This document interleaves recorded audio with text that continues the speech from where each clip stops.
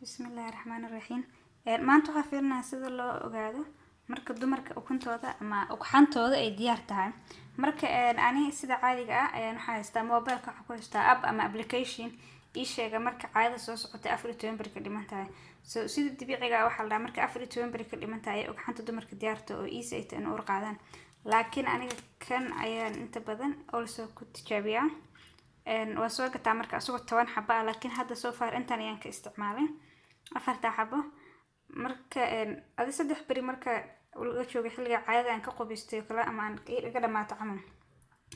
Tan ayaan qaaday maalinka ugu horeysay. Haddana tan marka waa ani laba leen haystaan.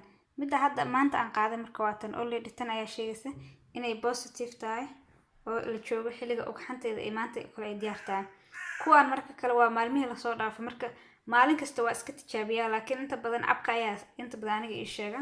Laakiin waxaan jeclahay inaan hubiyo 100%.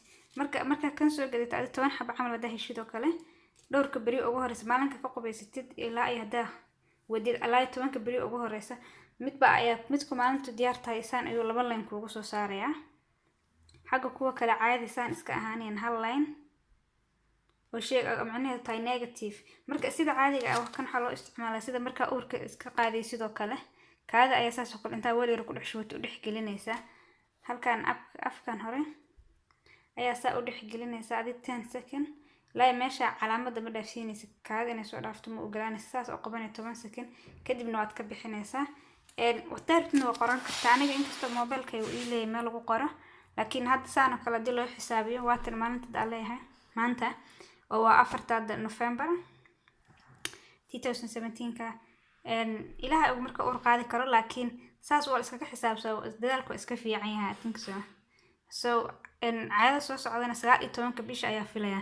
Marka hadii laga bilaabo halkan maalinka aan ugu dhacdo filaya ma ogtahay halkan hadii laga bilaabo waxay noqonaysaa 1 kan ku isticmaali 1 iyo 2 iyo 3 iyo 4 iyo 5 iyo 6 13 7 iyo 8 iyo 9 iyo 10 iyo 11 iyo 12 iyo 13 iyo 14 so shanta bisha bari ah ay 14 ii tahay.